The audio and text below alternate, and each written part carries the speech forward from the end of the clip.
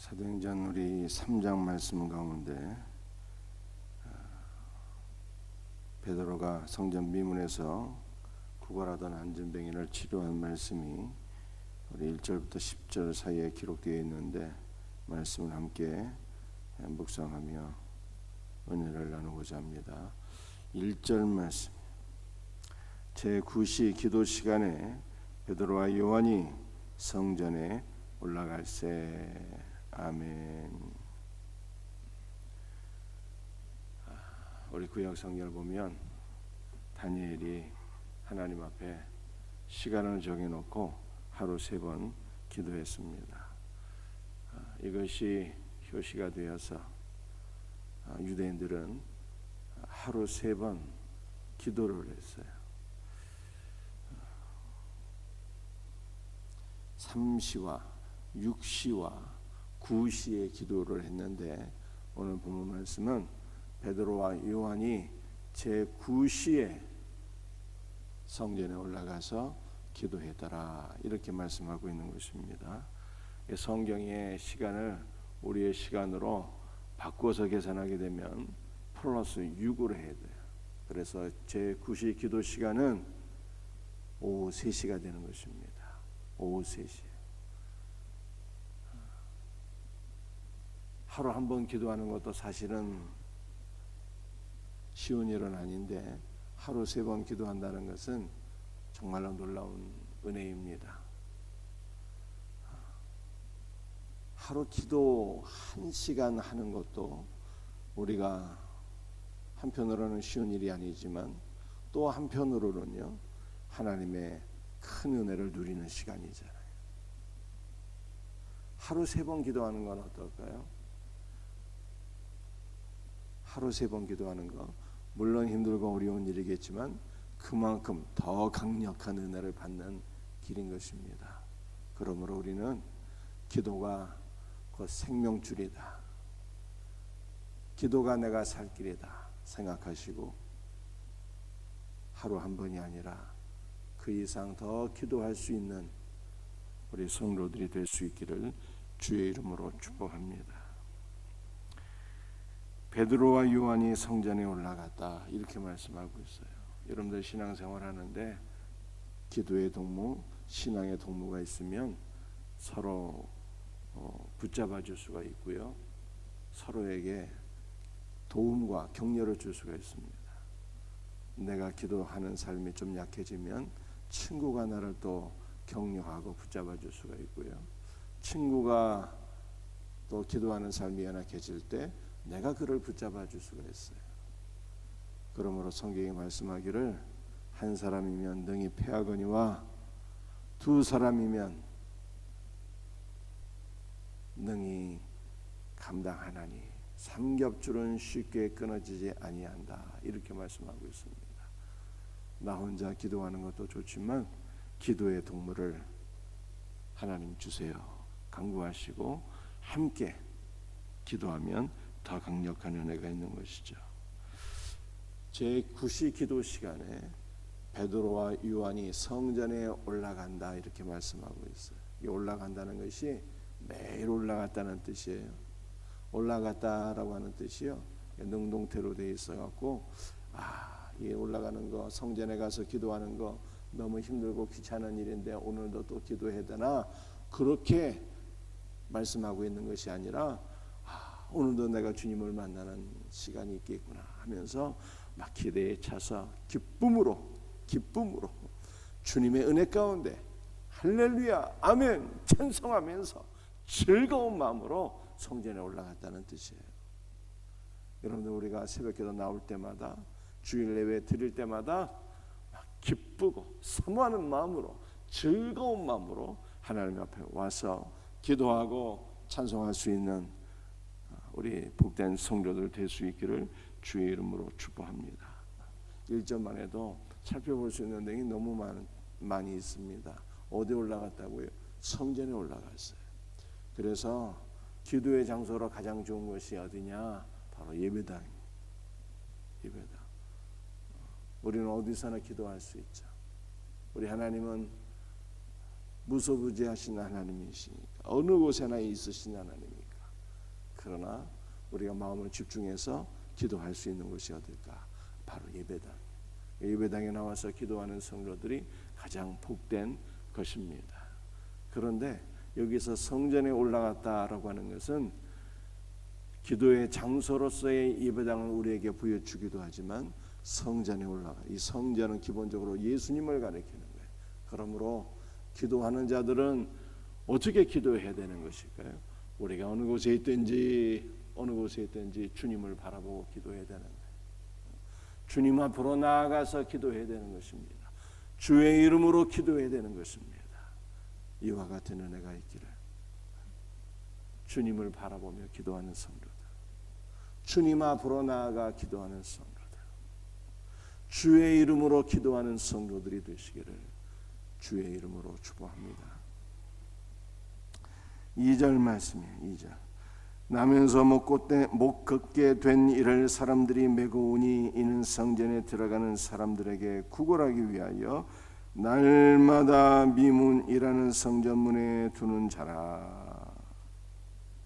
사람들이 태어나면서부터 걸어보지 못한 안진뱅이를 구걸하기 위하여 성전 미문에 두었다라고 해요. 이 성전 미문이라는 것은 아름다운 분이라는 뜻입니다. 이 미문은 아름다운 분일 뿐만 아니라 매우 웅장한 분이에요. 문 높이가 23m. 얼마나 웅장합니까?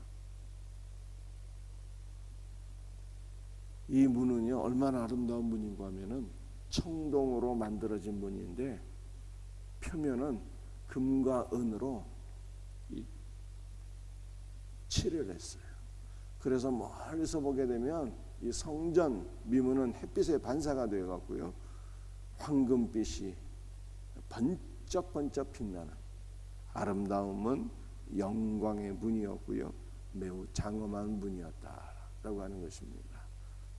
그래서 태어나서 한 번도 걸어보지 못한 안진뱅이를 이 성전 미문에 두어서 사람들에게 구걸하게 했다. 이렇게 말씀하고 있어요. 이 3절입니다. 그가 베드로와 요한이 성전에 들어가려 함을 보고 구걸하거늘. 안진뱅이가 성전에 들어가서 기도하려 하던 베드로와 요한을 보고 구걸을 했다. 이렇게 말씀하고 있습니다. 여러분들 이것은 어떠한 것을 보여주고 있습니까? 이 안진뱅이가 살아계신 하나님을 믿고 의지하며 살아야 되는데 누구를 의지하며 살았다는 거예요? 사람을 의지하며 살았다는 거예요. 이 안진뱅이가 참 보배이신 예수 그리스도를 바라보고 예수 그리스도를 사모하고 참 보배이신 예수 그리스도를 구하며 살아야 되는데 사람을 바라보고 또 물질을 바라보고 물질을 구하며 살았다는 거예요. 여러분들 혹시 우리는 이 안진뱅이와 같은 사람은 아닌가요? 하나님을 의지하며 살아야 되는데 사람을 의지하며 사는 자들, 이 영적 안진뱅이에요. 이거는 우리는 참 보배가 되시는 예수 그리스도를 사모하고 예수 그리스도를 구하며 살아야 되는데 물질을 바라보고 물질을 구하며 살아가는 자들은 다 영적 안진뱅이입니다. 고침받아야 돼요. 고침받을 수 있기를 주 예수의 이름으로 축복합니다. 어떻게 고침받게 되었을까요? 6절입니다. 베드로가 이르되 은과 금은 내게 없거니와 내게 있는 이것을 내게 주노니 나사렛 예수 그리스도의 이름으로 일어나 걸으라.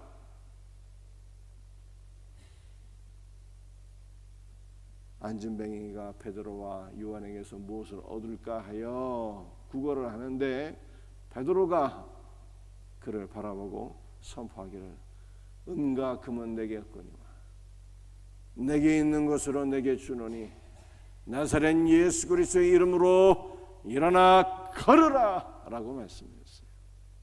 위대한 복음입니다. 나사렛 예수 그리스도의 이름으로 일어나 걸어라. 이 정확한 의미는요, 나사렛 예수 그리스도의 이름만에서 여러분들, 이름은 예수 그리스도의 존재 자체를 가리키는 것이요, 예수 그리스도 안에 들어가게 되면, 예수 그리스도의 이름 안에요. 원문의 뜻이 예수 그리스도 안에 거하면, 예수 그리스도 안에 거하면 예수님 안에 거하는 자가 되어야 돼. 우리가 예수님 안으로 쏙 들어가게 되면 우리 예수 그리스도로 말미암아 일어나게 되는 거예요. 일어나게 돼. 영적 안전뱅이가 일어나고 육적 안전뱅이가 일어나게 됩니다. 예수님 안에 거하는 복된 신자들 될 수 있기를 주의 이름으로 축복합니다. 어떻게 예수님 안에 거하냐고요? 주 예수의 이름을 불러야죠. 우리 어저께 사도행전 2장 말씀 살펴보았잖아요. 우리를 위해서 죽으시고 부활하신 예수 그리스도를 하나님께서 우리의 주와 구원자가 되게 하셨는데, 그러므로 초대교회의 복음은 누구든지 주의 이름을 부르는 자는 구원을 받으리라입니다. 주의 이름을 부르게 될 때 주님 안으로 싹 들어가게 되는 거예요. 주님 품 안으로 안기게 되는 거예요. 예수님의 이름 안에 거하면, 예수님의 품 안에 거하면 주님의 능력으로, 주님의 생명으로 일어나게 돼요. 일어나게 됩니다. 일어날 수 있는 은혜가 있기를 주의 이름으로 축복합니다. 자, 그런데 예수 그리스도의 이름으로라고 하는 것은요, 또 두 가지 의미를 가지고 있어요. 하나는 수단이 예수님의 이름으로 일어나 걸어라 하잖아요. 예수님의 이름은 우리의 삶의 수단이에요. 우리는 그분으로 말미암아 사는 거예요. 우리는 그분으로 말미암아 고침받는 거예요. 우리는 그분의 은혜와 능력과 생명으로 살아가는 것입니다. 예수님은 나를 일으키시는 분, 내가 고침받고 생명을 얻는 수단이. 또 하나, 우리 예수님은 내 삶의 수단일 뿐만 아니라 내 삶의 목적이 되시는 분이에요. 목적. 우리는 예수님으로 말미암아 살아야 되고요. 그러나 이것만 있으면 예수님을 이용해 먹는 자가 되는 것으로 끝나는 거예요. 우리는 예수님을 이용해 먹고 버리는 그러한 몹쓸 신자가 되면 안 됩니다. 예수님은 우리의 삶의 목적이에요. 내가 고침받기를 원한다면 무엇 때문에 고침을 받아야 되는가? 내가 기도하고 응답받기를 원한다면 무엇 때문에 기도의 응답을 받기를 원하는가? 분명한 이유와 목적이 있어야 되는 거예요. 내가 물질을 받기를 원한다면 무엇 때문에 물질이 필요한가? 목적이 분명해야 되는 거예요. 여러분들, 우리가 살아가는 목적은 오직 주 예수 그리스도예요. 먹든지 마시든지 무엇을 하든지 하나님의 영광을 위하여 하라고 말씀하셨습니다. 우리가 하루하루 살아가는 것 오직 주 예수. 그러므로 바울이 고백하기를, 내가 빨리 그리스도께로 가고 싶으나 내가 살아있는 이유는 너희를 위함이라 그랬잖아요. 너희를 위함이라, 곧 교회를 위함이라고 해서 교회는 주님의 몸이니 주님을 위함인 거예요. 우리가 하루하루 살아가는 모든 목적이, 내 인생의 궁극적인 목적이 주 예수를 위하여, 그의 몸된 교회를 위하여 살아가는 거예요. 우리의 삶의 목적이 예수님으로 바뀌어지기를 주님의 이름으로 축복합니다.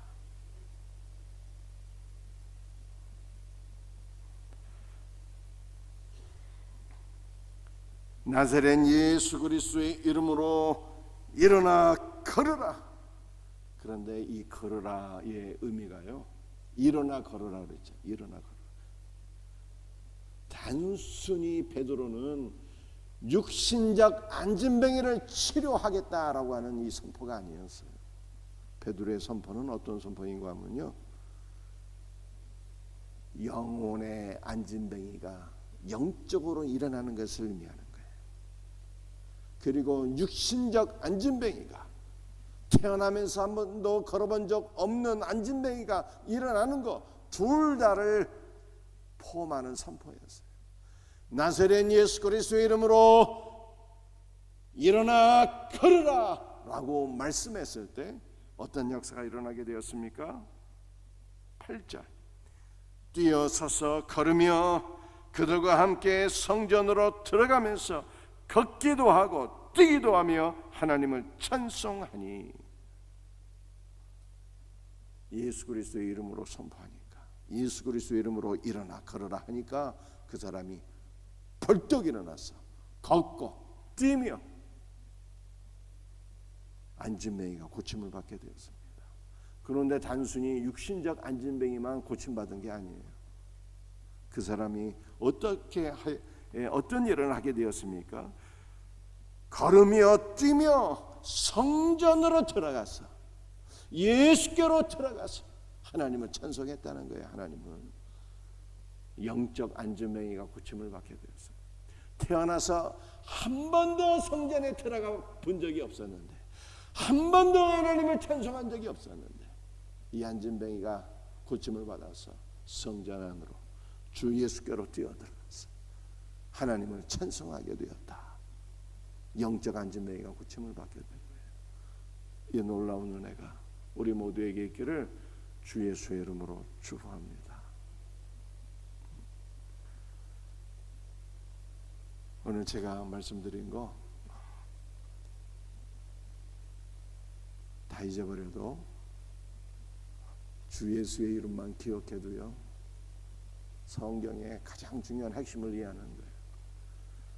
주 예수 이름으로 기도할 때 예수님 안에 거하게 되고, 우리는 그분의 생명과 은혜와 능력으로 일어나게 돼요. 육적 안진뱅이가 고침받게 되고, 영적 안진뱅이가 고침받아서 주님을 바라보게 돼요. 주님을 향하여서 벌떡 일어나서 그리스도의 부활 생명을 누리는 것입니다. 주님 안으로 더 달려가게 되고 주 예수를 찬송하게 돼요. 우리를 살려주신 예수님, 우리를 고쳐주신 예수님은 우리 삶의 수단이자 우리의 목적이에요. 내가 살아가는 목적, 주 예수예요.